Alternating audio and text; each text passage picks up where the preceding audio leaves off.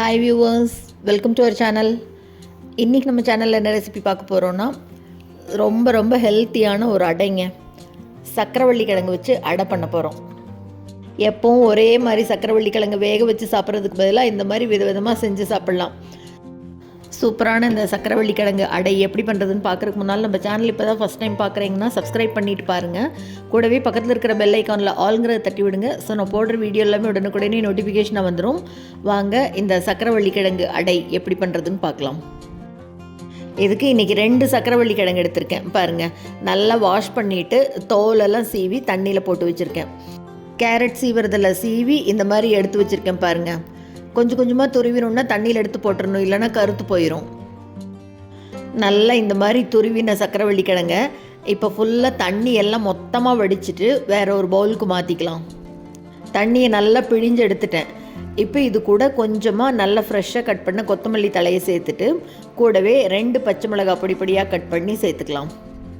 இப்போ இது கூட 1/2 கப் அளவு அரிசி மாவு சேர்த்துக்கிறேன். 2 கிழங்குக்கு 1/2 கப் அளவு அரிசி மாவு, 1/4 கப் அளவு கடலை மாவு சேர்த்துக்கிறேன். இப்போ இதுக்கு தேவையான அளவு உப்பு சேர்த்துக்கலாம். உப்பு சேர்த்தின அப்புறமா இப்போ இது கூட 1/4 டீஸ்பூன் அளவுக்கு மஞ்சள் தூள் சேர்த்துட்டு கூடவே மிளகாத்தூள் சேர்த்துக்கிறேன். இப்போ இது எல்லாத்தையும் நல்லா கலந்து விடணும். தண்ணி எதுவும் சேர்த்தாம நல்லா எல்லாத்தையும் பிசைஞ்சுக்கலாம். இந்த டிஷ் நம்ம விரதம் இருக்கிற அன்றைக்கி பலகாரத்துக்காக இது கூட செய்யலாங்க. விரதம் இருக்கிற அன்றைக்கி சாப்பாடு சாப்பிட மாட்டோம்னா அதுக்கு பதிலாக இந்த மாதிரி செஞ்சு சாப்பிட்லாம். கொஞ்சம் ஃபில்லிங்காகவும் இருக்கும். சாதா நாள் செஞ்சு சாப்பிட்றோன்னா கூடவே வெங்காயம் பொடி பொடியாக கட் பண்ணி அதுவும் சேர்த்தி கூட பண்ணலாம். நல்லா கலந்து விட்டதுக்கப்புறமா இப்போ கொஞ்சம் கொஞ்சமாக தண்ணியை தெளித்து இது கூட சேர்த்துக்கலாம். ரொம்ப மொத்தமாக சேர்த்துற வேண்டாம், கொஞ்சம் கொஞ்சம் தெளித்து அப்படியே அடை மாவு பதத்துக்கு கலந்துக்கலாம். ரொம்பவே ஹெல்த்தியான ரெசிபிங்க. தொட்டுக்கிறதுக்கு ஒன்றும் வேண்டியதில்லை, அப்படியே கூட சாப்பிட்டுக்கலாம். போதும் பாருங்கள், இந்த அளவுக்கு நல்லா தண்ணி ஊற்றி பிசைஞ்சிட்டு இப்போ நம்மளுக்கு எந்த சைஸில் வேணுமோ அந்த அளவுக்கு மாவு எடுத்து உருண்டை பண்ணிக்கணும். இந்த பக்கம் தோசை கல் போட்டிருக்கேன், எண்ணெய் தொடச்சி கல் போட்டிருக்கேன். கல் நல்லா காஞ்சிருக்கு பாருங்கள். இப்போ நம்மளுக்கு வேணுங்கிற அளவுக்கு எடுத்து உருண்டை பண்ணிவிட்டு அப்படியே கல்லில் போட்டு நேராக தட்டுறதுனாலும் தட்டலாம், இல்லை கரண்டியில் போட்டு அப்படியே பரப்பி விடுறதுனாலும் விடலாம். நான் இப்படியே தட்டி விட்டுறேன். ரொம்ப மெல்லிசாக தட்ட வேண்டாம், கொஞ்சம் இப்படி மொத்தமாக இருந்ததுன்னா தான் நல்லாயிருக்கும். பாருங்கள், ரொம்ப பெருசாகவும் பரத்த வேண்டாம், ஒரு மீடியம் சைஸில் தட்டினோம்னா போதும்.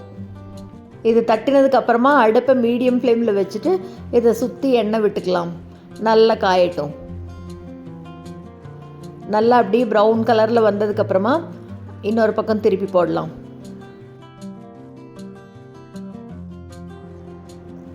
நல்லா 2 பக்கம் எண்ணெய் விட்டு அப்படியே அருமையாக ப்ரௌன் கலரில் வந்ததுக்கப்புறம் சுட்டு எடுக்கணுங்க. பாருங்கள், நல்லா காஞ்சிருக்கு. அவ்வளோதாங்க, அருமையான சக்கரவள்ளி கிழங்கு அடை ரெடி ஆயிடுச்சு. இதே மாதிரி ஒன்றுன்னா எல்லாத்தையும் அப்படியே தட்டி எடுக்க வேண்டியது தான். நான் இன்றைக்கி எடுத்த 2 கிழங்குக்கு இந்த சைஸில் தட்டினோம்னா 6 அடை வருதுங்க. அவ்வளோதாங்க, சும்மா சுட சுட சூப்பரான சக்கரவள்ளி கிழங்கு அடை. இதே மாதிரி நீங்களும் செஞ்சு பார்த்துட்டு மறக்காமல் கமெண்ட்டில் சொல்லுங்கள். இந்த வீடியோ உங்களுக்கு பிடிச்சிருந்ததுன்னா லைக் பண்ணுங்கள், ஷேர் பண்ணுங்கள், கமெண்ட் பண்ணுங்கள். மறக்காமல் நம்ம சேனலை சப்ஸ்கிரைப் பண்ணுங்கள். கூடவே பக்கத்தில் இருக்கிற பெல் பட்டனையும் தட்டி விடுங்க. ஸோ நான் போடுற வீடியோ எதுவுமே மிஸ் பண்ணாமல் பார்க்கலாம். தேங்க்ஸ் ஃபார் வாட்சிங்.